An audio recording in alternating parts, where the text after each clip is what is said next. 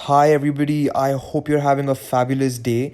So guys, today we will be going over the GK Daily Briefs for 8th July 2021, brought to you by Opus. We will be covering 5 news articles today. The first news article for today deals with the Union Cabinet led by Prime Minister Narendra Modi expanding its Council of Ministers in a historic cabinet reshuffle.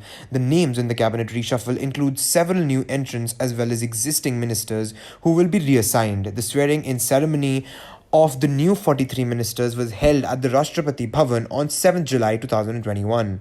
In total, 15 ministers were inducted into the Union Cabinet and 28 ministers were inducted as Ministers of State. This is the first cabinet reshuffle since the National Democratic Alliance retained its power in the 2019 elections. Moving on, we have the Board of Control for Cricket in India, or the BCCI, releasing a financial grant of 100 crore rupees to the Rajasthan Cricket Association, which will be used to build India's second largest cricket stadium. The facility, which will be the second to the recently inaugurated Narendra Modi Stadium in Ahmedabad, is set to be built in Jaipur. The construction of the new stadium is likely to be completed within 24 to 30 months from commencement.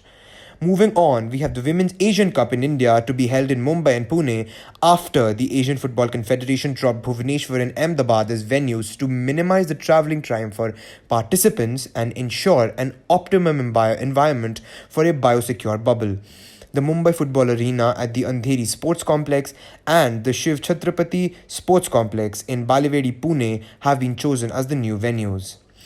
Before we move forward, guys, I would like to request you all to please go ahead and subscribe to our YouTube channel for more amazing GK Daily Briefs.